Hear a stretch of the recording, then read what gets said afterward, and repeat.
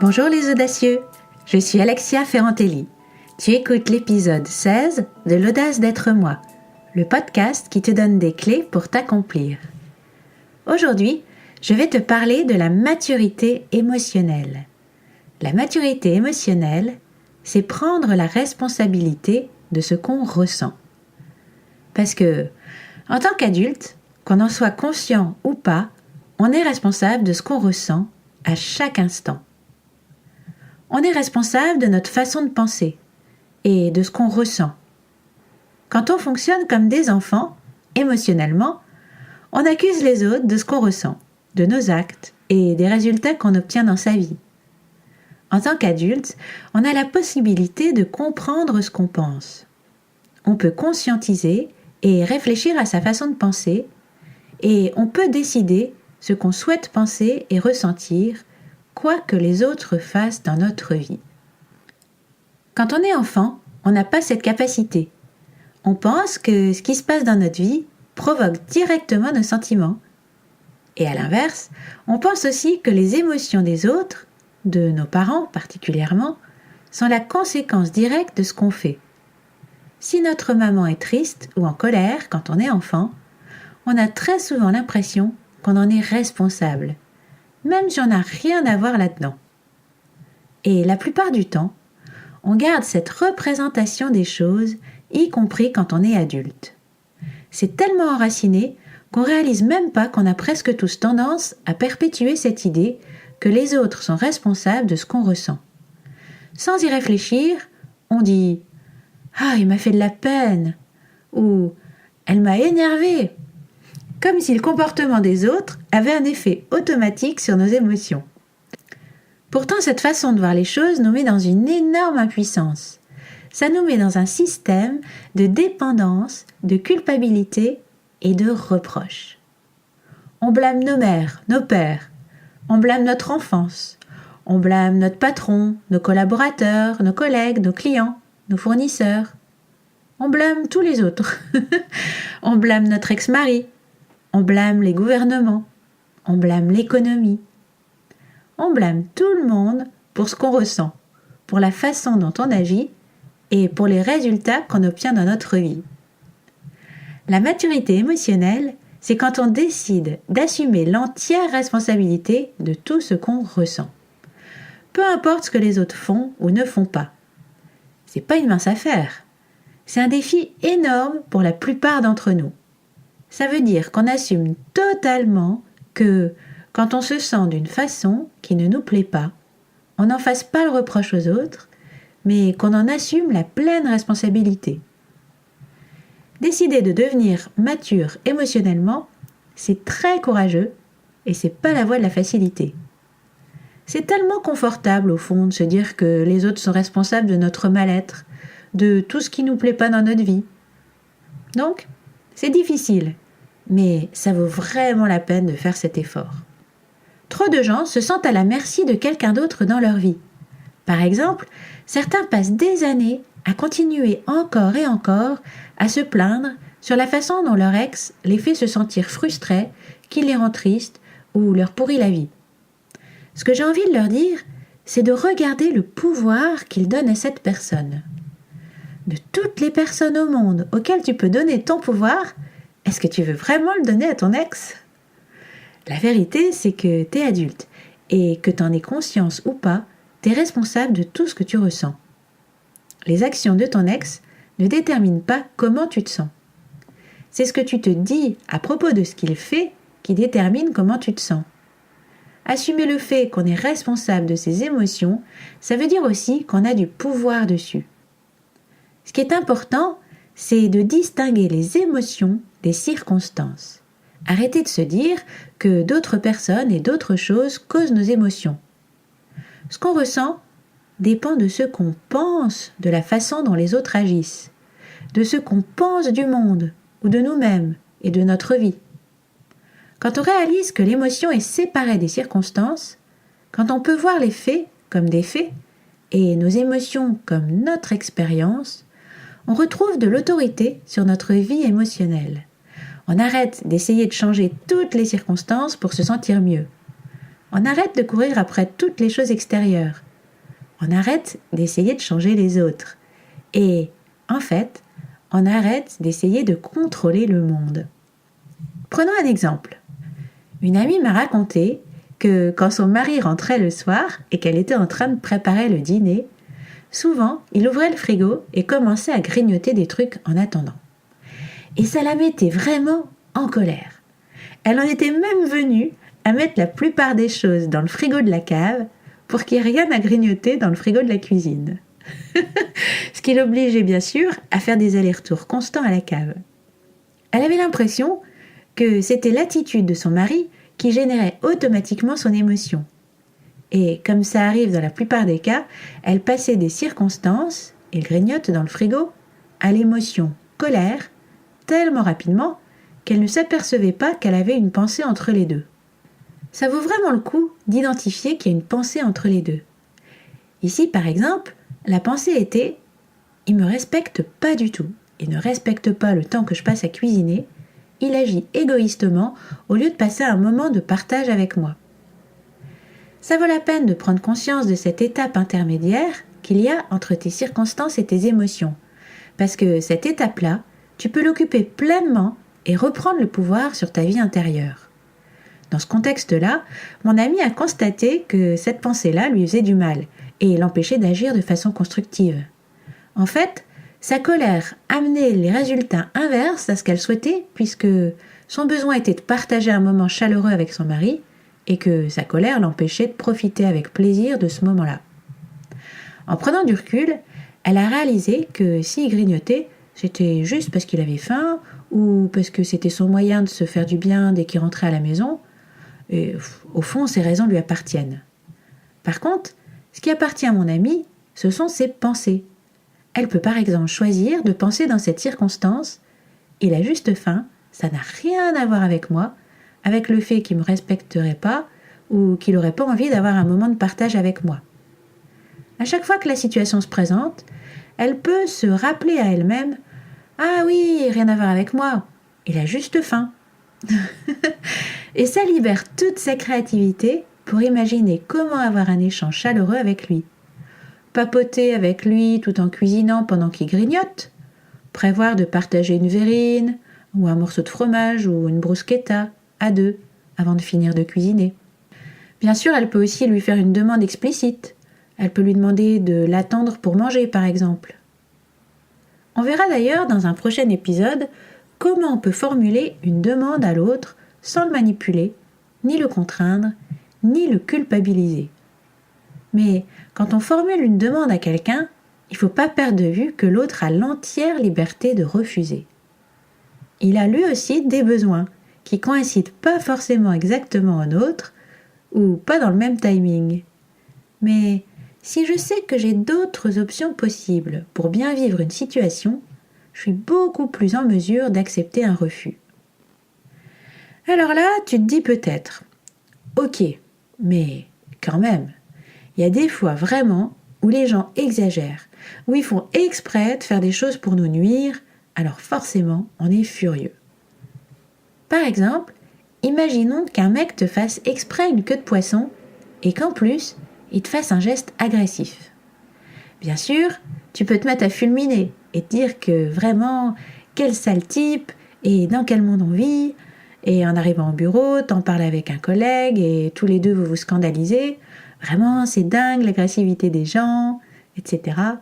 Et tu te sentiras tout à fait dans ton bon droit de penser ça et d'être furieux. Et pourquoi pas, c'est tout à fait possible de vivre les choses comme ça.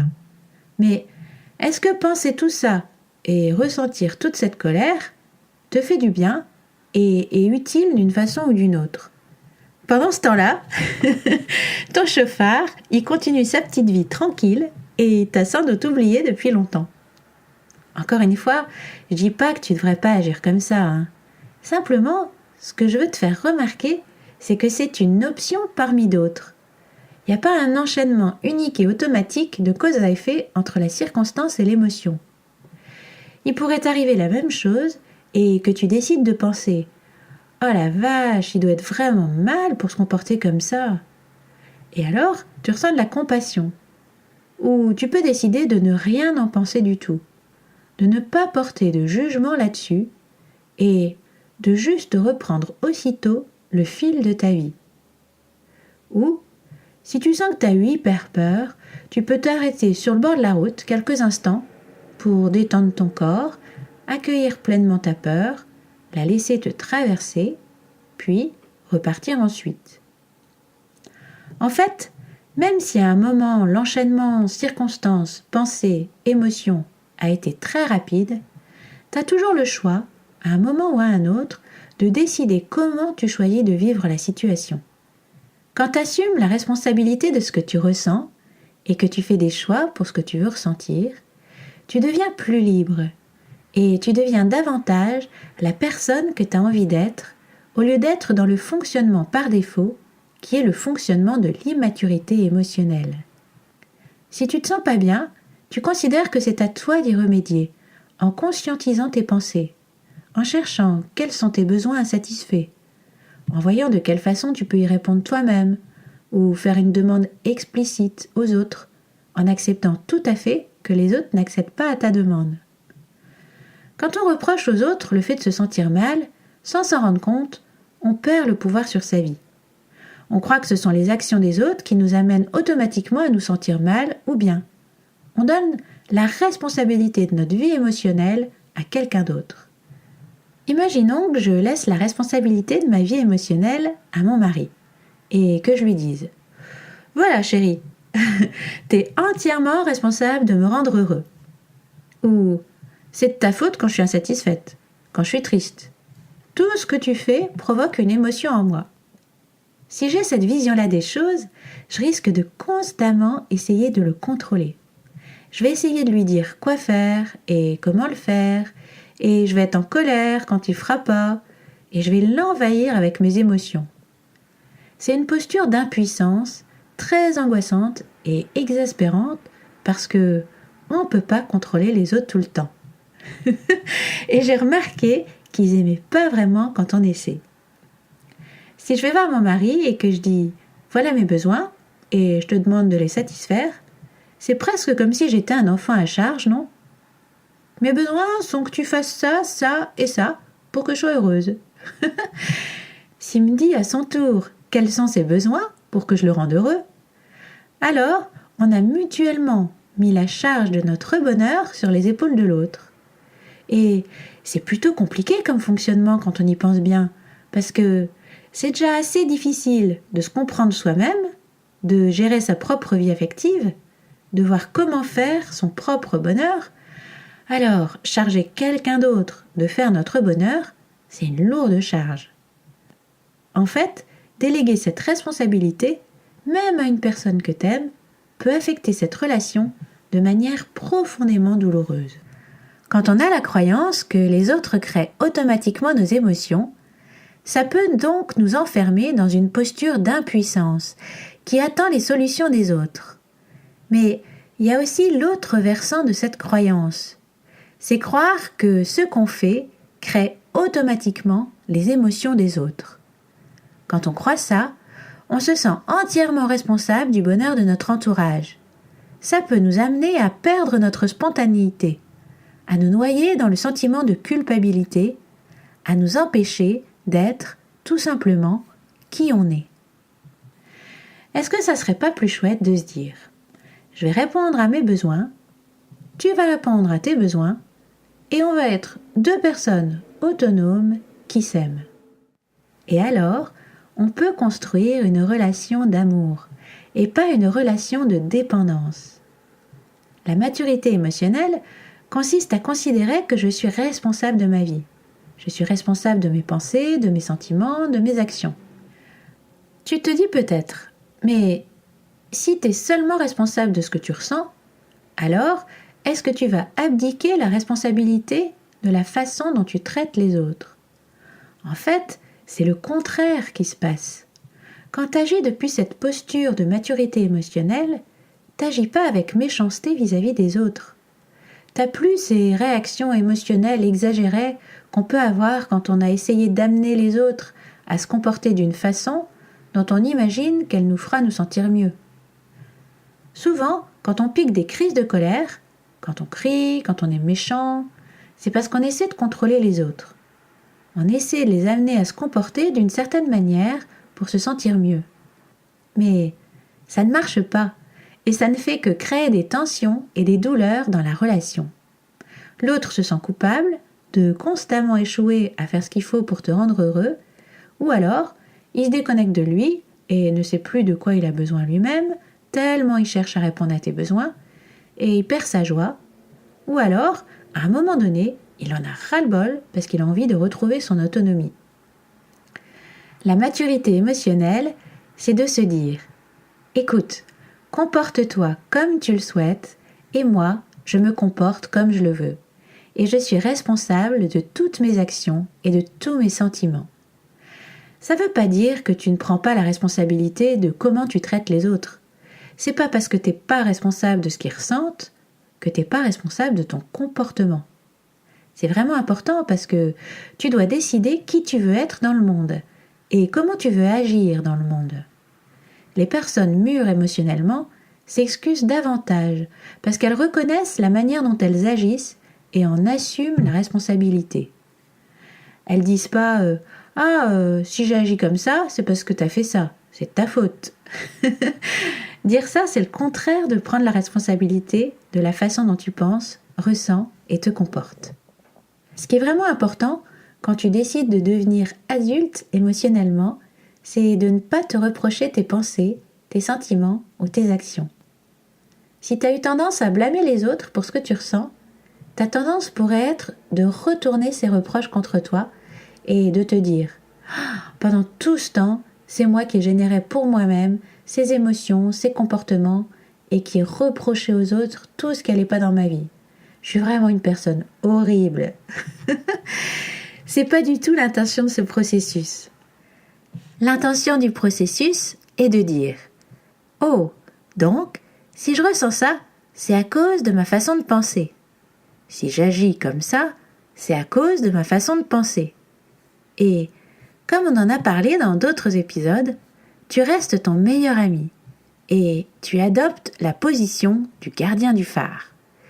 Tu peux être curieux et fasciné par ça et tu te traites avec gentillesse et compassion au lieu d'en vouloir à la terre entière ou de te faire des reproches. Parce que maintenant, tu sais que tu peux changer les choses. Il ne s'agit pas de te condamner quand tu ressens des émotions négatives, en te disant « Ah voilà, j'ai encore un problème dans ma façon de penser, j'ai encore des émotions négatives. » Ressentir des émotions négatives, c'est normal, c'est le propre de l'homme. Si tu ne l'as pas encore fait, écoute les épisodes 3, Apprivoiser les émotions négatives, et l'épisode 15, Toujours heureux. Toute émotion est toujours à accueillir, à ressentir et à écouter. Simplement, tu sais que la vraie cause de toutes tes émotions vient de tes pensées et tu peux décider de moduler tes pensées ou pas. Mais tu sais que le monde ne cause pas ta vie émotionnelle, que les autres ne la causent pas, que ta vie émotionnelle t'appartient. La maturité émotionnelle signifie donc que tu assumes la responsabilité de ce que tu ressens. C'est une posture vraiment puissante et merveilleuse à adopter. La maturité émotionnelle, ça peut sonner comme quelque chose qui ne serait pas amusant, ni excitant. Comme si être un enfant, émotionnellement, était beaucoup plus fun. Mais c'est vraiment pas vrai. Être dépendant de quelqu'un d'autre, quand on n'a pas besoin de l'être, à l'âge adulte, c'est vraiment contraignant pour tout le monde. Ça nous fait perdre beaucoup de liberté et de légèreté. C'est pas satisfaisant non plus, en réaction à ça, de basculer dans l'indépendance acharnée. Moi, tout seul, je suis autosuffisant, j'ai besoin de personne et je laisse personne avoir besoin de moi. Les autres ont qu'à se débrouiller avec leurs problèmes. Ça peut devenir une nouvelle prison. Nos relations avec les autres sont notre plus grande source de joie. Aimer et être aimé, aider et être aidé. Donc, il ne s'agit surtout pas de s'en priver. Si on se recroqueville sur une indépendance radicale, on risque de s'isoler et de se dessécher. On confond parfois l'autonomie et l'indépendance. Être autonome, c'est accepter pleinement le fait qu'on est interdépendant. On est conscient qu'on a besoin des autres. On est reconnaissant vis-à-vis des autres pour tout ce qu'ils nous apportent. Et on aime cette interdépendance. Mais on développe aussi un amour de soi stable qui nous permet de développer une relation harmonieuse avec les autres. On est capable de prendre soin de ses besoins de sécurité, de reconnaissance, de réalisation de soi ou d'amour. On se sent responsable de ses propres besoins et de ses émotions. Mais on ne bascule pas dans l'indépendance qui refuserait l'idée qu'on a besoin des autres et qu'on doit tout faire tout seul. Au contraire, on crée des liens nourrissants avec les autres. On arrête d'attendre que les autres pourvoient à nos besoins sans qu'on ait même besoin de les nommer. Et on arrête de croire qu'on est là pour prendre en charge 100% des besoins des autres et pourvoir à leur bonheur. Aller vers l'autonomie et la maturité affective, c'est prendre la responsabilité de sa vie et de ses besoins tout en étant attentif à ceux des autres. C'est un chemin qui nous amène à déterminer nos valeurs, la direction qu'on veut suivre. On est conscient de l'interdépendance fondamentale de nos vies et on se sent à la fois libre, acteur de nos vies et pleinement en lien avec les autres. Ce que je te propose cette semaine, c'est d'explorer où tu en es de ta maturité émotionnelle dans ta vie. Qui blâmes-tu dans ta vie ? Qui rends-tu responsable de ton insatisfaction ? De quoi ou de qui te plains-tu ? Dans quels endroits ou dans quelles circonstances est-ce que tu n'assumes pas la responsabilité de tes émotions et de tes actes ? Te sens-tu totalement responsable du bonheur ou du malheur de quelqu'un d'autre ? Ou as-tu l'impression que tu as droit à quelque chose que tu n'as pas gagné, pour laquelle tu n'as rien fait en particulier ? Cette impression d'avoir droit à quelque chose, sans rien faire de particulier pour ça, c'est une forme d'immaturité émotionnelle.